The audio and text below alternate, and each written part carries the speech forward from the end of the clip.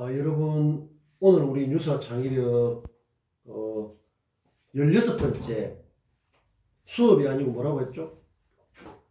성장의 마디를 올리는 시간이다.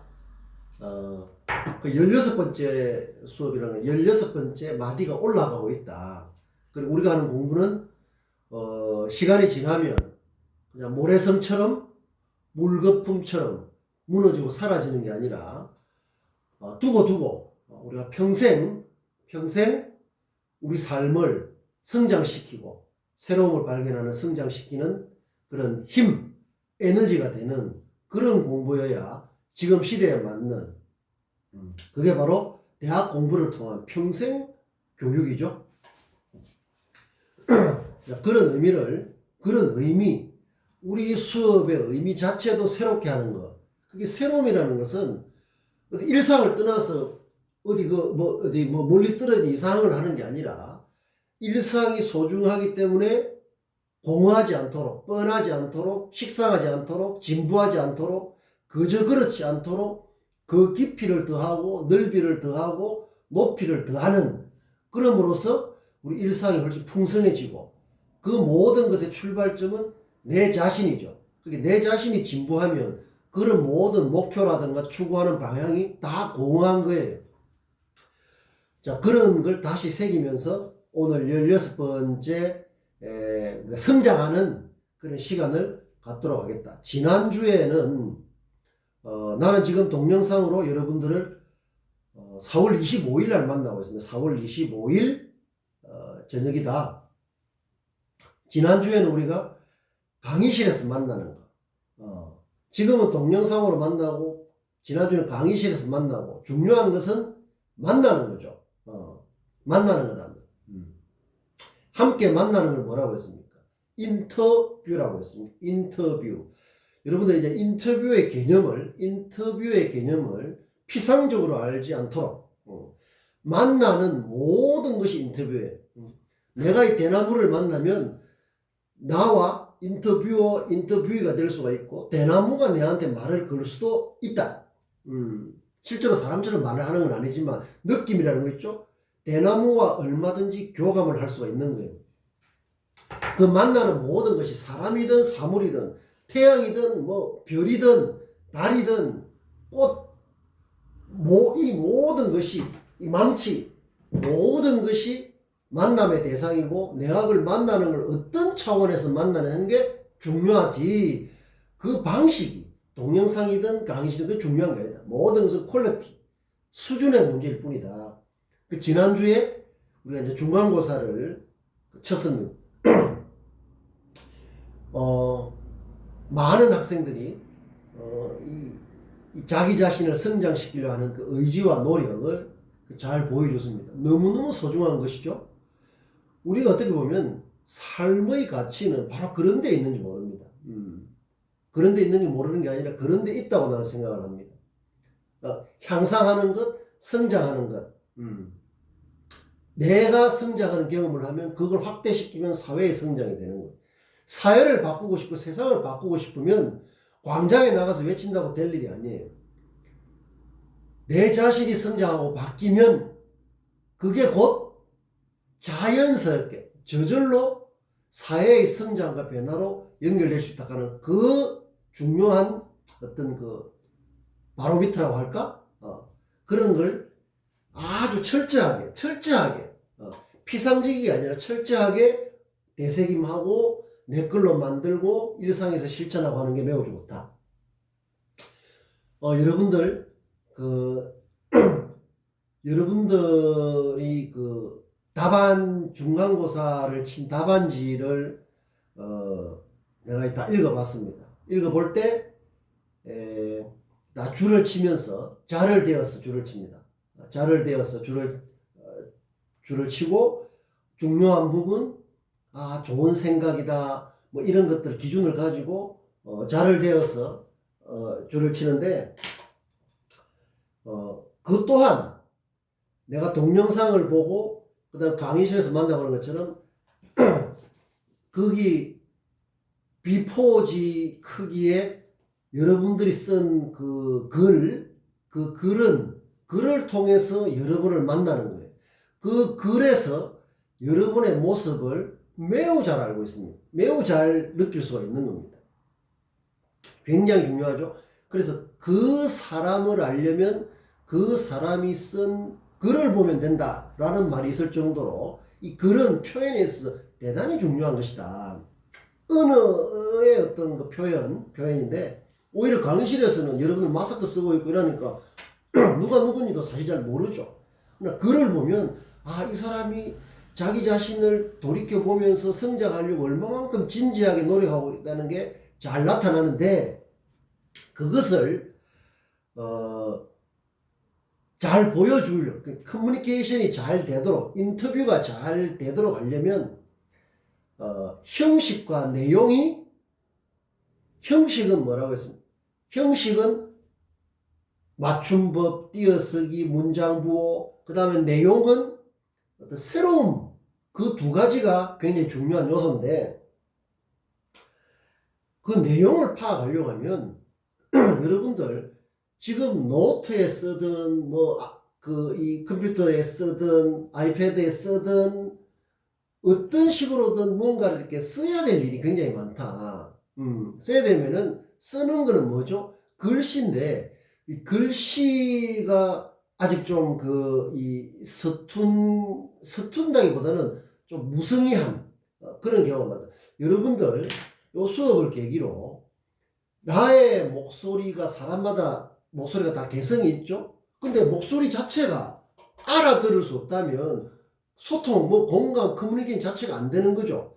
목소리는 말이 좀 빠를 수도 있고, 좀 느릴 수도 있고, 좀 굵을 수도 있고, 좀 가늘 수도 있고, 그 다음에 보통 하는 좀 남자의 목소리가 있고, 또 여자의 좀 목소리가 있고, 이런 게 있죠. 근데 거기서 중요한 것은 뭡니까? 알아들을 수 있어야 된다는 거죠. 근데 중얼거린다든지, 이렇게 어떤 너무 소리를 작게 한다든지, 이렇게 되면, 기본적으로 그 내용을 떠나서, 이게 전달이 안 되잖아요. 그냥 이렇게, 두루뭉실 중얼중얼하면 어떻게 알아듣습니까? 그 말이 알맹이가 없는지 이전에, 기본적으로 이렇게 알아들을 수 없단 말이에요. 근데 글을 표현에 있어서는 뭡니까? 글씨라는 거다, 글씨. 글씨라는 것,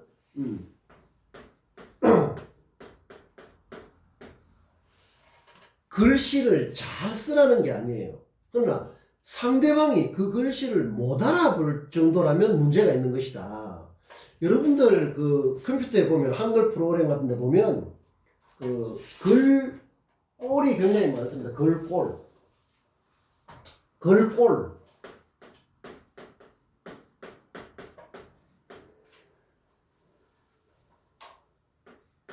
모양이죠.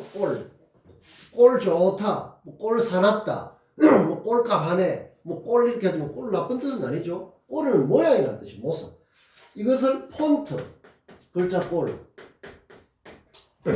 폰트. 굉장히 다양한 그 글꼴이 있죠. 근데 지금은 이 많은 기업에서 여러분들 검색해 보면 됩니다.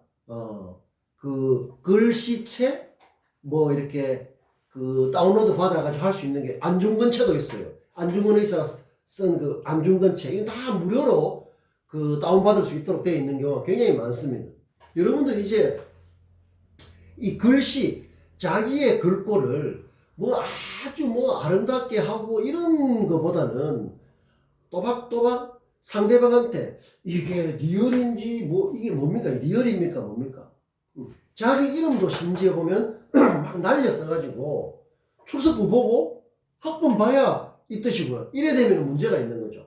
그래 여러분들 글을 상대방이 못 알아듣게 좀 날려 쓴다면은 상당히 무성의한 느낌, 이미지를 줄 수 있는 거예요. 여러분들이 반드시 뭔가를 실제로 손으로 써서 커뮤니케이션을 한다 할 기회가 굉장히 많을 것이다. 그래서 이번 기회에 자기 글을 잘 돌아보고 이것도 성실의 자세예요. 내가 쓴 글을 날리고 무성의해가지고 상대방이 잘 못 알아들어서 나가 정말로 보여주고 싶은 콘텐츠를 오해하게 만든다면 내가 무성의하고 막 날려서 그냥 못 알아보고 했는데 상대방이 굉장히 자세하게 돋보기를 들여다보면서 할 것이다 라고 생각하는 것도 아주 편협적인 좁은 생각이에요. 그래서 글씨를 또박또박 써서 잘 알아들을 수 있도록, 그래서 내가 표현하는 좋은 내용이 상대방에게 최대한 빨리 전달될 수 있도록 그렇게 하는 게 좋다. 베트남 학생들 몇 명은 우리 수업에 20명이 있는데 몇몇 학생은 내용도 굉장히 뛰어날 뿐 아니라 한글을 쓰는 솜씨가, 한글을 쓰는 글자가 굉장히 좋습니다. 우리 한국 학생보다 나은 경우가 훨씬 많아요. 매우 많다. 그래서 우리 학생들이 하나하나 글자 하나를 쓸 때 일자 천금이라는 말이 있어요. 글자 하나가 천금의 무게가 와갔다. 우리가 말 한마디 이렇게 하죠. 그 글자 하나하나를 우리가 뭐 꼭 세종대왕까지 생각할 것까지는 아니지만 처음에 만들었을 때 그 어떤 그 마음, 이런 자세가 뭐라고 했죠? 음수사원이라고 했다. 음수사원의 자세. 그런 자세로 내 글씨를 한번 보고, 나는 이렇게 그냥 쓴다 하는 건 무책임한 거죠. 내가 이렇게 표현하면서 상대방이 못 알아먹는다. 그러면 문제가 있다는 거지. 내가 말하는 것은 글씨를 아주 잘 쓰면은 그건 굉장히 장점이죠. 누구나 여러분들 이제 서체라는 말이 뭡니까? 서체 디자이너가 있어요. 서체 디자이너. 그 글꼴을 좀 이렇게 연구해서 좀 보기 좋게 많은 사람들이 좀 이렇게 보기 좋게 느끼는 그런 걸 글꼴 디자이너라고 하는데, 나는 기본적으로 글을 쓰는, 그게 뭐 한국어든 베트남어든 영어든 무슨 뭐 독일어든 뭐 어디 몽골어든 뭐 태국어든 간에 그 글꼴에 대해서 디자이너 정도 그런 어떤 그 자세를 갖는 것은 매우 중요하다고 봅니다. 여러분들 그 글씨를 보면서 내 글씨가 커뮤니케이션에, 소통에 지장을 주는구나, 이런 걸 생각을 하면서 글씨를 바꾸되, 그 바꾸는 기준이라기보다 참고할 수 있는 게 바로 글꼴 보급하는 그게 굉장히 많아요. 여러분들 안중근 책 이런 거 하면 검색을 해보면 쭉 나온다. 그러면 그것을 본받아서 모방하면서 나의 글꼴은 안중근 책을 본받아서 한 거다. 그 자체도 새로운 거예요. 내 자신을 훨씬 성장시키기 위한 마음가짐, 태도 매우 중요하다. 자, 그런 걸 위해서 오늘 내가 이 말을, 여기 잘 보이죠? 이 말을 소개하려고 합니다. 우리는 단지 어떤 이 서예가가 글씨만 예를 들면 쓰는 그런 게 아니라 나의 삶, 나의 자세, 나의 뉴스 마인드, 나의 비욘드 마인드를 보여주기 위한 통로로서 말을 하는 거예요. 근데 그 통로가 저런 어떤 좀 이렇게 막 날려 쓴다거나 뭐 아무렇게나 뭐 이렇게 좀 이렇게 너무 비뚤비뚤 쓰다 못 알아먹는 이런 걸 개선하기 위한 그런 어떤 마음가짐으로서 우리가 문장 부호가 있고 띄어쓰기가 있고 줄 간격이 있고 이런 것들, 영어도 마찬가지로 워드가 있고 센텐스가 있고 패러그래프가 있고 다 전 세계가 모든 언어는 마찬가지예요. 그래 쓰는 거는 예를 들면 이런 거다. 예를 들면 뭐 어떤 성장이다 이러면 요렇게 하는 경우가 굉장히 많아요. 그러나 이런 것들은, 이런 문장 부호는 없습니다. 이런 문장 부호는 전 세계에 없어요. 반드시 요렇게 표시를 해야 된다. 고딕체를 이렇게 하는데 그 잘못된 거죠. 헛다운표는 반드시 이렇게 하고 쌍다운표는 반드시 이렇게 해요. 그리고 두 가지가 있어요. 이 모양도 꼴도 바르게 해야 되지만은 이것이 남발해서는 안 돼. 꼭 필요한 경우에 쓰는 두 가지 차원이 있는데 요렇게 해야 된다. 아주 중요한 거예요. 이런 문장 부호도 다 맞춤법이에요. 우리가 근데 뭐 대학이라는 것을 대학 누가 이렇게 썼다. 여러분들 누가 이렇게 쓰면 대학 이런 말 없잖아요. 웃을 거 아닙니까? 대학이라는 글자도 모른다고 웃을 거 아니에요. 이거는 웃으면서 월에 놓는 거는 좀 예를 들면은 그냥 그냥 그런가보다 하는 것은 그건 진짜 잘못된 거죠. 그 다음에 피리에도 마침표도 정확하게 찍어줘야 되지. 찍는 둥 마는 둥 있는지 없는지 그다음 띄어쓰기 안 되는 거 그런 거 전부 다 맞춤법 차원이에요. 띄어쓰기 문장부 이런 거 다 맞춤법이란 말이에요. 그것을 명확하게 해서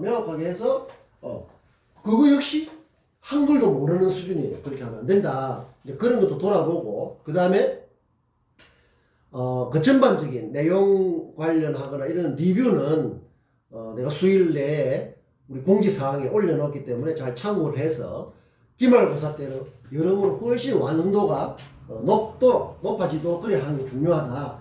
자, 그런 의미에서 이 성어를 오늘 여러분들에게 먼저 소개하려고 합니다.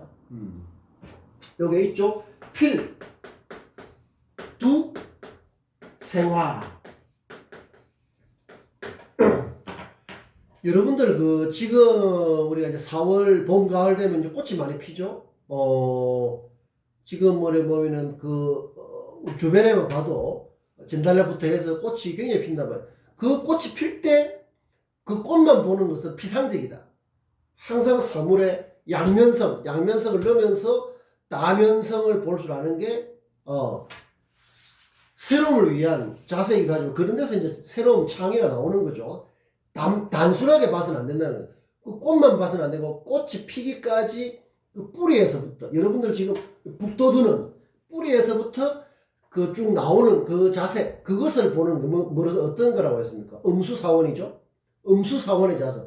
물 마실 때뿐만 아니라 우리가 뭘 관찰하고 생각할 때 항상 그 뿌리를 봐야 돼.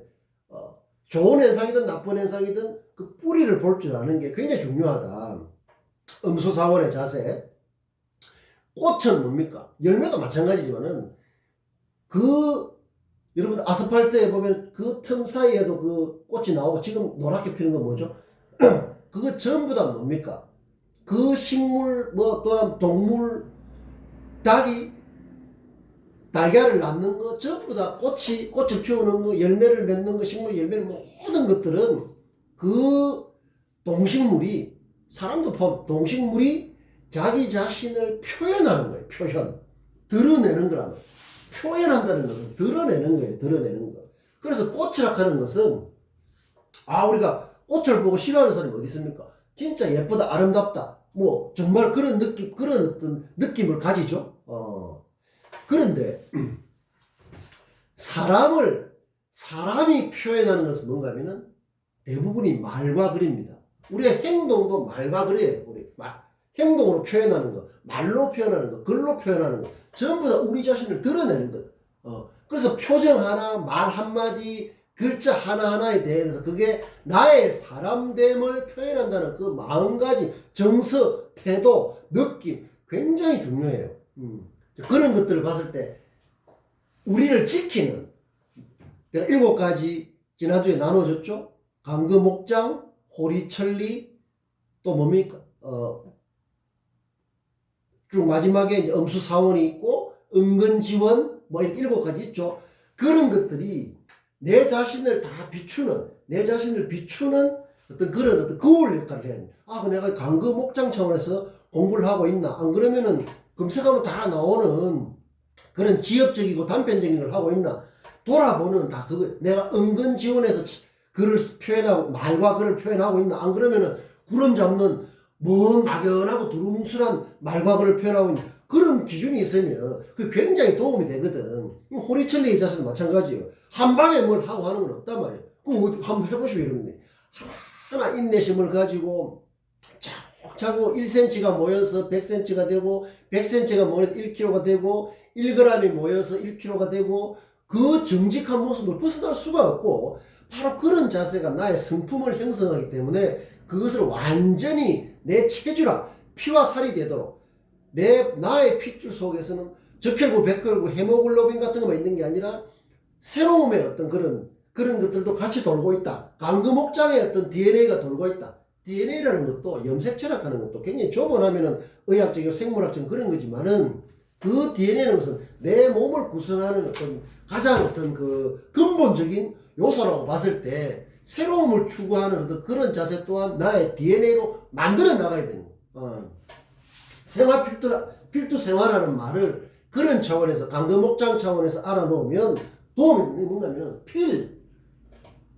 필두라는 것은 필이라는 것은 우리가 연필할 때 그 필자예요. 필기구 할 때 이게 연필이지만 이게 연필이든 이게 볼펜이든 그 다음에 우리 휴대폰이나 이런 데 보면은 이게 뭐라고 합니까? 그 연필 있죠. 쓸 수 있도록 쓰는 도구기 때문에 이게 재질이 나무든 뭐 볼펜이든 그런 건 중요한 게 아니에요. 그래서 우리 필이라는 게 붓이 있지만 이 필자는 그게 우리가 옛날 붓글 쓸 때 그 붓이든 그 다음에 여러분들 이 칡 있잖아. 우리 칡접 있죠. 칡접. 이 나무 뿌리 칡접을 짜서 많이 먹어요. 술 먹고 나서도 칡접 많이 먹고 하죠. 칡접도 평소에 하는데 그 칡뿌리라는 것은 그렇게 짜서 마시기도 하지만 그 칡뿌리를 이렇게 망치로 이렇게 부드럽게 두들겨서 이렇게 따듬어서 하는 그것을 이 갈필이라고 해요. 칡갈자거든. 그걸로 해서 글씨를 많이 씁니다. 현판 같은데 글씨를 많이 쓰고 하는. 그러니까 이 재질이 뭐든 간에 필두라는 것은 그 끝이라는 뜻이에요. 머리 두자인데 이것은 붓끝 필기구 그 종류가 뭐든 간에 붓끝에서 내가 볼펜으로 쓰든 연필로 쓰든 먹을 갈아서 붓을 쓰든 칡뿌리에 쓰든 그 다음 컴퓨터에 있는 그 꽂혀 있는 걸 뭐라고 하죠? 그걸로 이렇게 쓰든 지금은 그 노트에 쓰든 뭐 쓰는 그 방식은 다양하단 말이에요. 그 끝에서 그 필기구의 끝에서 생은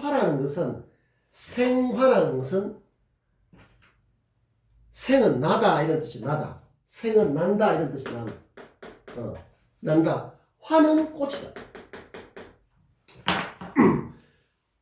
필기구 끝에서 꽃이 피어난다 이런 뜻이에요. 이거 굉장히 좋은 성어인데 잘 모르니까 많이 안 쓰는 거예요.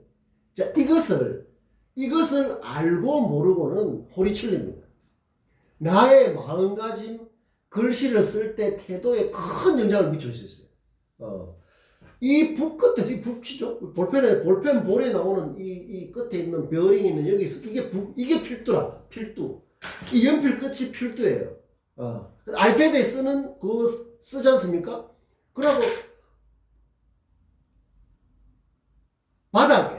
흙바닥에 손끝으로 이렇게 써도 뭐가 됩니까? 그럼 그 손끝이 이게 필두가 되는 거예요.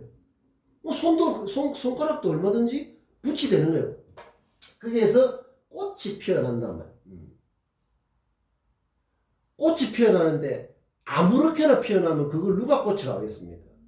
그래서 이제 여러분들이 어떤 걸 기록할 때 뭘 가지고 뭔가를 기록한다는 말은 생각한다는 거예요.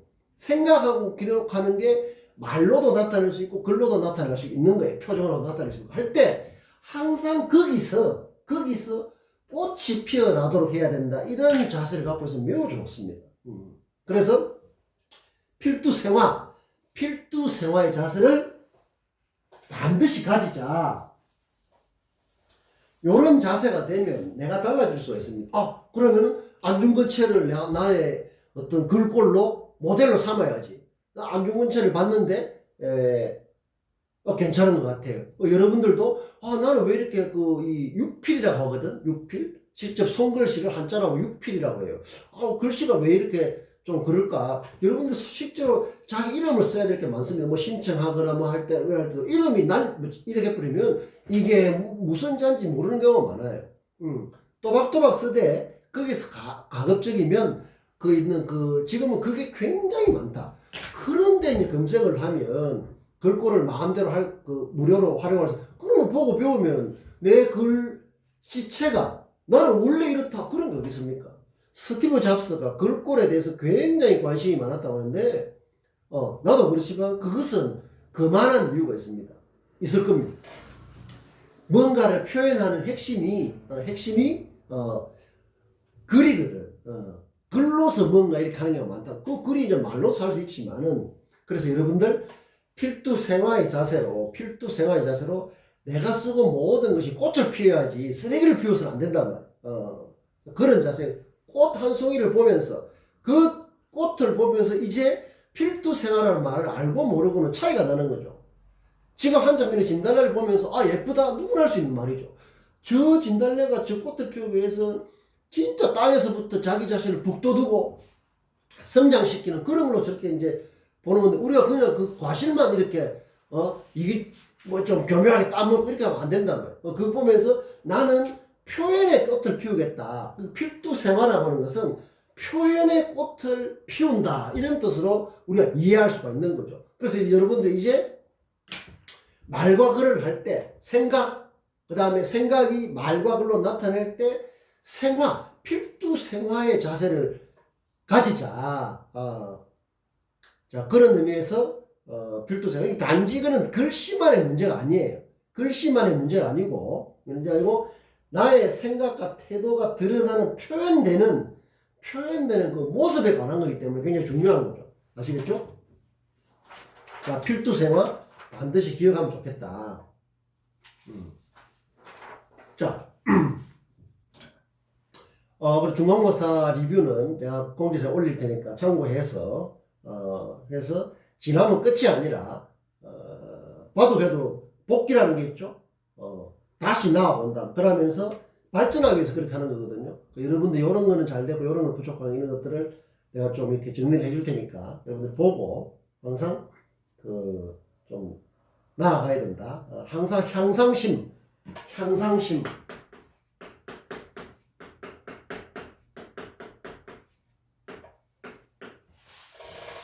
나아지려고 하는 마음, 항상 제자리 그러면 아니라 나아지려고 하는, 우리 지금 계속 올라가고 있거든.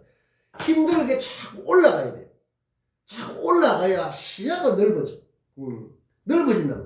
밑에서 뱅뱅 돌면 맨날 그냥 이렇게 그냥 그 뜨돌이 막 그냥 뭐 세상이 떠도는 그런 생각이 나를 지배할 수가 있다. 그래서 하나씩 나아가는 게 지금 생일, 원한일 이런 것처럼, 그 다음에 대인 초인이라는 이야기했죠. 지금 하고 있는 이런 걸 통해서 지금 우리가 계속 이렇게 올라가고 힘들게 땀 흘리면서 올라가야 밑에서는 알 수 없는 시원한 바람, 그 다음에 땀을 닦으면서도 내려다 볼 수 있는, 멀리 볼 수가 있는 이런 모든 게 되는 거예요.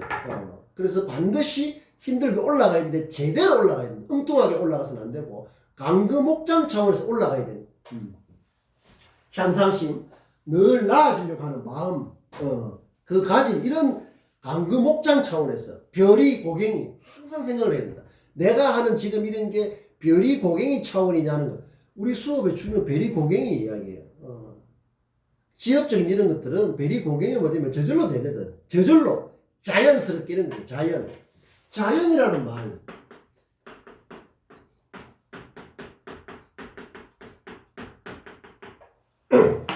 우리가 이 어떤 자연이 주로 이렇게 하면 자연과학 이런 말 쓰죠. 굉장히 좁은 의미죠. 굉장히 좁은 의미로 쓰인다. 서양의 어떤 뭐 뉴턴 이후에 뭐 이렇게 이게 뭐 물리학 이 자연을 보는 관점, 뭐 이렇게 사람과 분리된 어떤 자연의 모습 이런 것은 자연에 있어서 자연이라는 개념을 입체적으로 보는 게 아닌 거죠. 자연이라는 것은 저절로 이런 뜻, 자연스럽게. 우리 동양에서도 이 자연이라는 말은 굉장히 많이 쓰여요. 억지로 하지 않는다 말이야. 자연스럽게 저절로 이래 된다. 강금목장이 되면, 별이와 고갱이가 되면 자연스럽게 세세한 것은 저절로 된다 할 때 자연이에요. 그래서 자연의 뜻 이런 것들 자연스럽게 뭐든 소통과 공감, 커뮤니케이션 다 좋아요. 별이 고갱이가 되면 강금목장 차원의 원리에 의해서 별이 고갱이에 대한 공부를 계속해 나가면 다른 것들은 이렇게 자연스럽게 되도록 하는 그 차원이 최고 수준이다. 최고 수준. 여러분들 요 ESG 잘 보이죠? 지금 컬러가 돼가지고 화면이 어떨지 모르겠네. 아까 내가 보니까 보이던데 ESG 저번에 한번 내가 이야기한 것 같은데 이제 우리가 이제 중간고사 갈 때 내 삶을 성장시키고 하는 그 개인적인 노력이 뭉클할 정도로 그런 경우가 많았는데 우리가 점점 좀 이제 범위를 넓혀가야 돼요. 그래서 항상 사회적 또 차원의 자기 자신을 하고 잘 접목하는 그런 이제 노력들로 확장시켜 나가야 되는데 예를 들면 그 ESG 개념이라 하는 것들은 반드시 알아놔야 된다. 기업 그다음에 지자체 할 것 없이 이제 기업에서 주로 기업 관련 개념을 많이 쓰는 그 좁은 거예요. 좁은 거고 이 개념을 ESG 개념이라는 게 지금 굉장히 이제 대중매체를 통해서 대중매체 뉴스를 통해서 매우 많이 언급되는 여러분은 내로남불이라는 게 유명한 성어가 되고 전 세계적으로 한국적인 해서 김치 뭐 이런 말처럼 김치 이런 것처럼 내로남불이라는 게 그냥 저번에 내가 소개했죠. NAERO 뭐 이렇게 그대로 하는 한국적인 좀 특수성을 가지고 있는 말로 되기 때문에 영어로도 번역하기 어려우니까 그대로 그냥 이렇게 애써 썼는데 대중매체를 우리가 소홀히 할 수 없는 게 바로 그런 거예요. 뉴스의 세계는 굉장히 넓다. 그걸 바다라고 했죠. 넓은 바다를 헤쳐야 되는데 뉴스를 좁게 하면 그가 막 싸우게 돼요. 무슨 관점이 다르다는 둥 해가지고 이념적인 잣대를 가지고 무슨 편파 왜곡 그건 좁은 거예요. 뉴스의 세계는 큰 바다. 우리는 지금 한 배를 타고 그 바다를 지금 항해를 해오기 때문에 뉴스의 세계도 넓게 헤엄을 치지 않으면 또 좁은 관점에서 뉴스를 보고 나는 뉴스를 불신한다는 그런 이야기 다 좁은 거예요. ESG 이런 개념은 우리가 어떤 기업 활동을 통해서 그러니까 기업 활동에 참여해서 그것은 뭐라고 합니까? 취업이나 창업이라고 하죠. 해서 그 다음에 또 공적 분야에서 자치단체라든지 정부 또 나아가서 지구촌 이런 차원에서 가장 지금 많이 뉴스로 다루지고 있는 개념이다. 알아둬야 되는 거죠. 이것은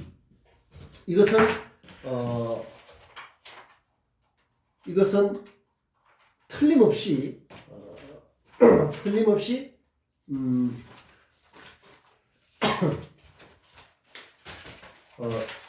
중요한 트렌드가 될 것이다. 중요한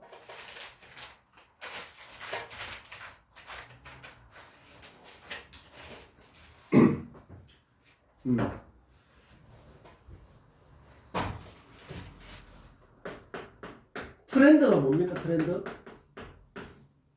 어떤 흐름이죠. 사회적 현상인데 일시적인 게 아니라 뭔가 흐름을 형성합니다.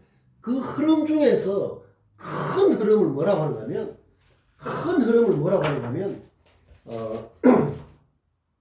여기 앞에다 뭐가 붙어요. 뭐가 붙느냐면 메가라는 말이 붙습니다. 메가.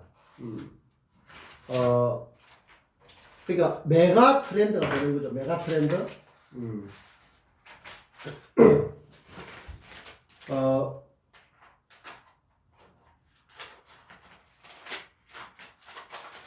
트렌드 중에서 아주 큰 트렌드는 메가 트렌드라는데 지금은 이제 ESG 개념이라는 게 십수년 전에 나온 거예요. 근데 지금 들어서 부쩍 전 세계적으로 최대의 기업을 중심으로 화두가 되고 있다. 지금은 그게 본격적으로 지금 논의되고 하고 하는 데서 초기니까 좀 감론을박도 있고 이러쿵저러쿵 뜻도 잘 모르겠다고 하지만은 명확하게 이것은 뭔가 하면 자세한 것은 여러분들이 검색해보면 엄청나게 많이 나와있죠. 여기서 내가 우리 이 아까운 수업 시간에 말하려고 하는 것은 별이와 고갱이 차원에서 우리가 ESG 개념을 좀 알 필요가 있다. 메가 트렌드가 나는 될 것이라고 봅니다. 메가 트렌드. 원래 이제 기업이라는 우리 사회적 기관이거든. 사회적 기관. 굉장히 중요하죠. 기업은 우리가 이제 이윤을 추구한, 이윤이 있어야죠. 그건 기업만의 목적이에요. 국가도 이윤을 해야 되죠. 국가도 뭔가 이 살림을 살아서 다 이게 뭘 이롭게 하는 기업은 실제로 생산을 했는데 계속 마이너스 되면 안 되지 않습니까? 근데 그 이윤을 창출하는 방식이 시대에 따라서 자꾸 바뀌는데 지금 시대는 기업의 내만 그냥 이기주의적으로 좁게 이윤만 챙기면 된다는 게 아니라 이것은 한마디로 기업의 어떤 사회적 그 가치가 더더욱 중요해지는 그런 거예요. E라는 것은 환경을 말하는 거죠. S는 사회적이라는 뜻이고 G는 지배구조. 그러니까 기업이 그냥 내 개인이 세웠으니까 내 마음대로 되는 게 아니라 훨씬 투명해야 된다는 거죠. 이제 환경이라는 것은 기업 활동을 하다 보면 환경을 훼손할 수도 있고 뭐 그런 거잖아요. 근데 이렇게 해놨지만은 이제 S라는 것은 저게 이 S라는 게 사실은 다 G와 E를 다 포함하고 있는 거죠. S라는 건 소셜하다는 거거든. 사회적인 신뢰와 사회적인 가치를 높여야 된다는 그런 뜻이에요. 근데 이게 메가 트렌드가 된다면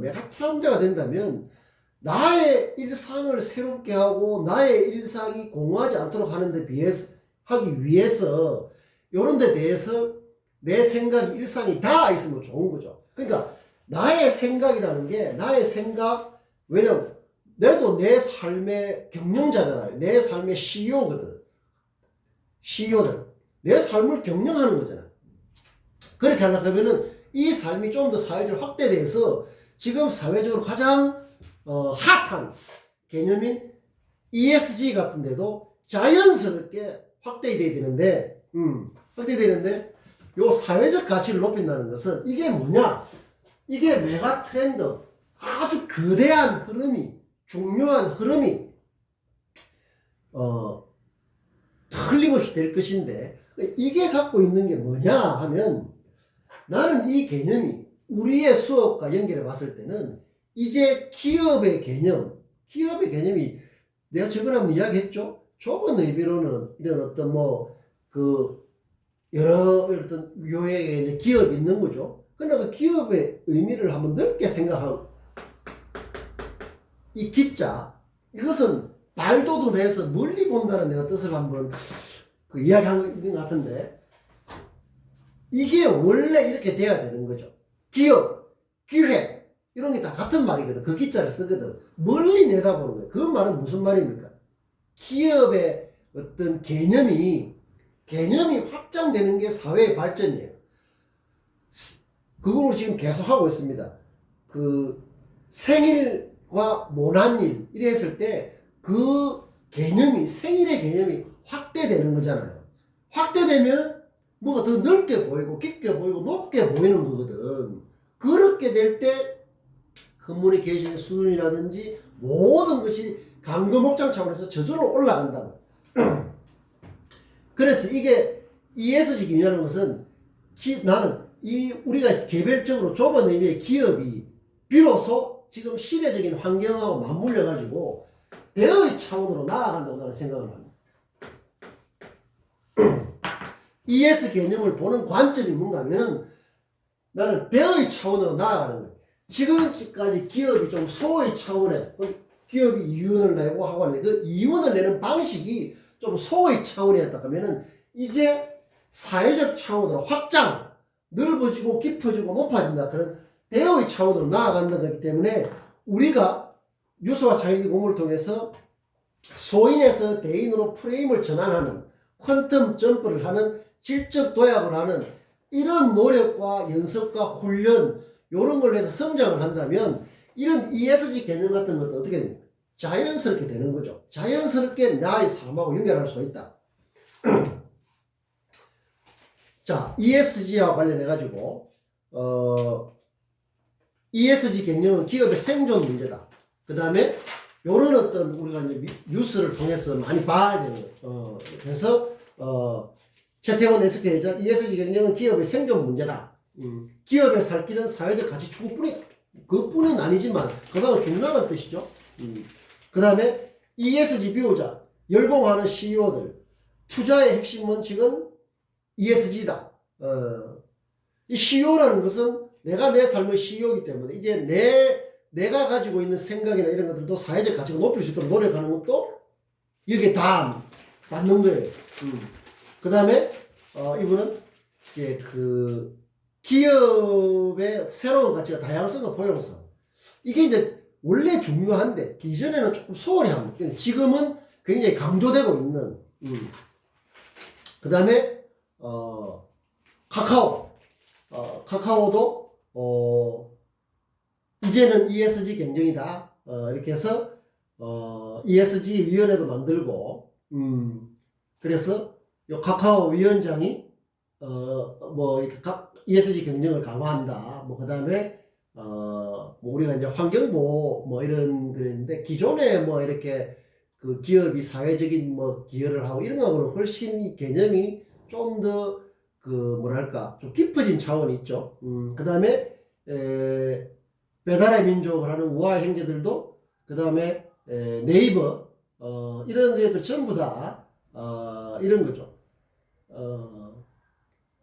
핵심은 뭐냐면 기업에 대한 소비자들의 신뢰가 가장 중요해지고 있기 때문이다. 그러니까 기업들이 이윤 추구를 넘어 사회와 환경에 기여하라는 사회적 요구가 커지고 있다. 그 다음에 글로벌 투자자들도 ESG 경영 여부를 투자의 중요한 결정 요인으로 여기고 있다. 그 다음에 편의점에도 ESG 경영이 파고들고 있다. 이미 뉴노멀로 자리 잡았다. 기업에. 여기 대응 못하면은 뭐 어쩌게 한다. 이런 것들. 기업의 미래, 생존. 이런 말들을 통해서 ESG 경영을 말하는데 이런 것들을 여러분들 관심 있으면은 이게 이럴 때 바로 검색을 활용하는 거죠. 엄청나게 관련 내용이 많다. 별이와 고갱이는 뭐냐? 대의 차원이에요. 그리고 이런 기업에서 ESG를 nar락하면 어떻게 되겠습니까? 그 구성원들이 대인이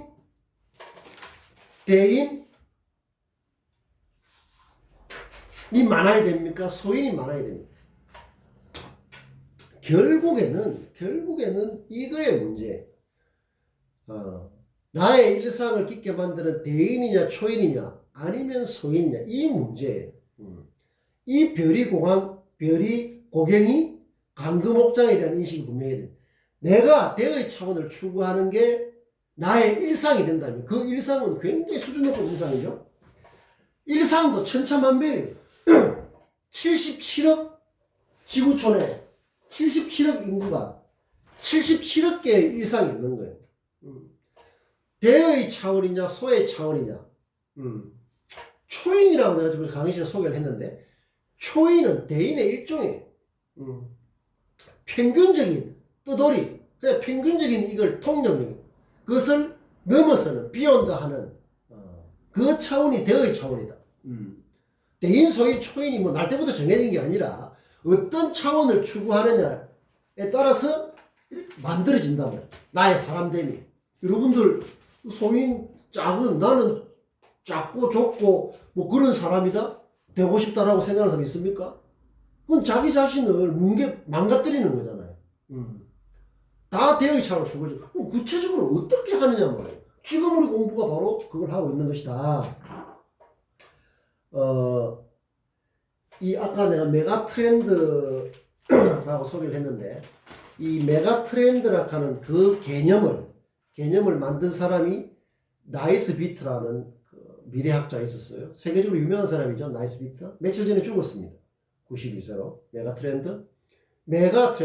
메가라는 말 알죠? 뭐 100만 배인가? 뭐 이렇게 엄청나게 많은 상징이 이제 메가라는 말을 쓰죠. 트렌드라는 말 이미 있는 거죠. 메가도 이미 있고 트렌드도 이미 있는 거예요. 저번에 압솔리지라는 말 했죠. 쓸데없는 지식. 이런 지식에도 다 마찬가지. 쓸데없는 게 있고 쓸모 있는 게 있고 아주 그 질이 높은 게 있고 낮은 게 있고 세상마다 다 그렇습니다. 어떤 사람은 지식을 한마디로 뉴스도 마찬가지예요. 이 뉴스도 지금은 우리 사회 미국에서도 많이 했죠. 페이크 뉴스라고 해가지고 전에 트럼프 대통령이라는 사람이 많이 써먹었죠. 그래서 우리나라도 입만 열면 뉴스를 가짜 뉴스라는 말이 많이 나오니까 진짜 뉴스다. 이런 말 많이 들어봤죠? 나는 그렇게 보지 않습니다. 진짜와 가짜를 가리기는 쉽지가 않아요. 예를 들어서 단순하게 안 갔는데 갔다고 하는 것은 그것은 잘못된 거죠. 그건 바로 확인할 수 있는 겁니다. 그러나 저번에 이야기했죠. 세상이라는 것은 아름다움과 추함, 이런 미추, 그 다음에 선악 이런 것들이 복잡하게 얽혀있기 때문에 간단한 문제가 아니에요. 나는 뉴스를 부실한 뉴스와 충실한 뉴스로 구분합니다. 뉴스가 부실한 경우가 있어요. 충실한 경우가 있어요. 나는 이런 프레임을 갖고 있습니다. 이 프레임으로 뉴스를 보려고 해요. 가짜냐 진짜냐는 그거보다는 나는 훨씬 유연하다고 봅니다. 자, 이 이야기는 내가 나중에 따로 할 테고 일단은 메가 트렌드라는 말은 메가라는 말도 있고 트렌드라는 말도 있어요. 그러나 나이스 비트라는 이 유명한 사람이거든.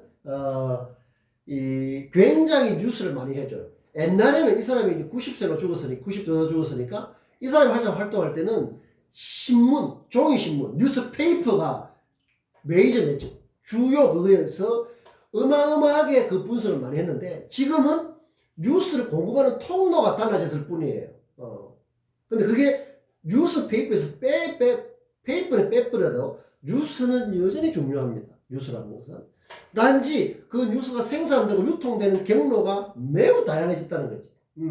그래서 우리가 이런 뭔가를 트렌드를 읽어내고 하려고 하면은 그 다양하게 등장하는 뉴스를 잘 살필 수 있는 그 눈, 굉장히 중요하다. 자, 그것을 나는 부실한 뉴스, 충실한 뉴스 이렇게 가는데 이 부분은 좀 따로 설명이 필요해요. 어쨌든 메가 트렌드는 막 그게 뭡니까? 인류의 그런 개념을 만든 거죠. 오래전에 콜드워라는 게 있습니다. 콜드워. 냉전이라고 했죠. 유명한 개념이었습니다. 콜드워. 옛날에 이것도 뭡니까? 냉전, 콜드, 차갑다 이런 뜻이죠. 워, 전쟁이잖아요. 이것도 이 두 말을 연결해서 뭡니까? 점과 점을 연결해서 2차 대전이나 1차 대전이나 그 사회 복잡하게 진행 이것을 어떻게 담아낼 것이냐. 신조어죠, 지금 신조어. 만들어냈단 말이에요. 담아냈단 말이에요. 이게 뭔가요? 바로 개념을 만든다는 것은 굉장히 중요한 거예요. 점과 점을 연결하는 그런 것. 메가 트렌드도 마찬가지예요. 이 개념이 이 사람은 뭐 10가지인가? 어떻게 이런 기존에 이런데 지금 이리 될 것이다 하는 이런 것들을 메가 트렌드라는 그 개념으로 담아냈는데 굉장히 쉽죠. 메가라는 말, 트렌드라는 말, 흐름, 엄청나게 큰 메가 트렌드라고. 그 책을 써가지고 이 사람이 세계 최고의 어떤 그런 미래학자 이렇게 된 것이죠. 그래서 이것도 점과 점을 연결해. 메가라는 말, 트렌드라는 말, 콜드라는 말, 워라는 말 이런 것들이 작은 점 하나가 연결돼서 큰 그걸 보여주는 뭐가 된다? 프레임이 된 거다. 그래서 마찬가지로 대인, 초인, 소인 이런 것도 이 개념이 내한테 어떻게 연결되느냐는 게 바로 점과 점을 연결해서 나를 완성해 나가는 바로 그런 게 되는 것이다. 자, 여러분들, 내가 이거를 오늘 설명을 하고 마쳐야 되겠네. 자, 여러분들 기적이라는 말, 우리 사회에 어떻게 쓰이고 있습니까? 기적, 미러클. 그 기적이다. 기적이 일어났다. 이것은 사람의 힘으로는 도저히 할 수가 없는 어떤 그런 현상? 그래서 국어사전에는 이렇게 풀이하고 있습니다. 상식으로 생각할 수 없는 기이한 일, 불가사의한 현상을 기적이라고 했습니다. 기적. 한자로는 이렇게 씁니다. 요렇게도 쓰고, 여기다가 요렇게도 쓰고, 붙이게 하는데, 기적 이렇게 씁니다. 기적. 그러니까, 야, 그건 기적이다. 우리 일상에서 어떻게 씁니까? 그건 기적이다. 기적이 일어났다. 도저히 불가능한 일같이 보이는 게 일어났다. 이렇게 보통 기적이라는 말 쓰죠. 나는 그 의미를 버리는 게 아니라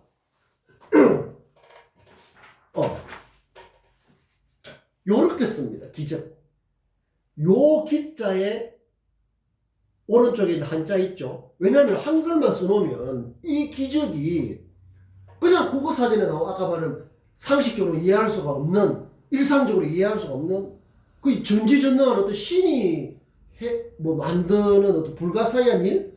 뭐 이렇게 생각할 수가 있잖아요. 기적이라는 게 한글만 쓰면 또 우리가 백고동 소리, 기차, 기적 소리라는 말이 있거든. 한자는 달라요. 기적. 그 기적은 뭐 이렇게 나팔같이 기적 소리를 그 기적이라고 하기도 해요. 근데 내가 쓰는 이 기적은 사전에 없는 말인데 조합해내는 거죠. 왜냐하면 우리 수업의 컨셉트하고도 맞지만 나는 이런 기적이 많아져야 되는 생각이기 때문에 이 오른쪽에 있는 글자는 쌓는다 이런 뜻이에요. 그러나 국어사전에 있는 한자 사전에 있는 기적은 아까 말했듯이 아주 기이한, 아주 그 좀 특별한, 그게 사람의 힘으로는 할 수가 없는 것처럼 보이는 그런 이 적자라는 것은 흔적할 때 그 적자거든. 아까 내가 썼던 그 적자라는 것은 흔적할 때 적자예요. 근데 내가 쓴 이 적자라는 것은 축적, 쌓는다는 뜻이에요. 볕단을 쌓는다. 앞에 있는 이 글자를 벼라고 하거든. 이게 벼, 곡식. 어쨌든 여기서 내가 말하는 것은 기적은 길을 쌓는다 이런 뜻이에요. 길을 쌓는다. 다음 시간에 계속할까? 시간이 지금 딱 50분이 됐는데 매우 중요하다. 이것은 다음 시간이 조금 여유를 가지고 다음 주에 하는 게 다음 시간에 하는데, 기적이라는 말을 새롭게 이게 얼마나 우리 일상과 가까운지, 얼마나 뉴스 마인드, 비욘드 마인드하고 가까운지, 이것은 다음 시간에 이어서 하는 게 좀 좋겠다. 요런 말을 우리가 이제 그 의미를 새롭게 하면 완전 달라지는 거죠. 기적이 우리의 일상에서 계속 일어날 수 있다는 그렇게 되는 거죠. 근데 지금까지 어떻습니까? 기적하면 기적은 내가 거의 관계없는, 거의 저 정도 되면은 뭐 사람이 뭐 한 달 동안 안 먹으면 거의 죽는데 살았다. 기적이다.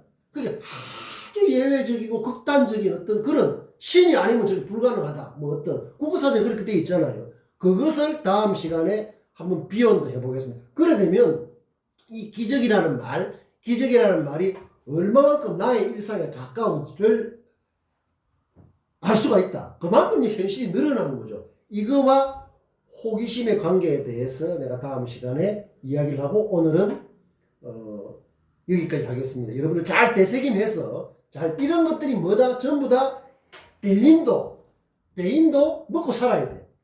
대인도 그냥 대인 돼야지 천만에 입만 딱 벌리고 뭐 감 떨어지기로 하는 그 게으른 사람이 입 벌리고 먹 떨어지면, 대인도 먹고 살 수 있는, 먹어야 되는 뭐가 필요하다? 영양분이 필요하다. 영양분. 내가 살려면 밥을 먹어야 되잖아요. 그런 것처럼 대인이 되려면 영양분이 필요해. 그 영양분이 바로 의미를 창출하고 1%의 차별화를 추구하는데, 이런 것들, 그 다음에 우리가 쓰는 언어에 대한 아주 수준 높은 판단, 인식, 이런 것들이 전부 다 뭐다?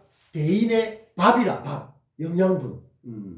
그러니까 내가 대인이 되기 위해서는 내가 지금까지 여기 머리에서 발끝까지는 내가 대인인지 소인인지 정해지지 않아요. 내가 어떤 대인을 위한 영양분을 먹고 하에 따라서 내가 달라진단 말이에요.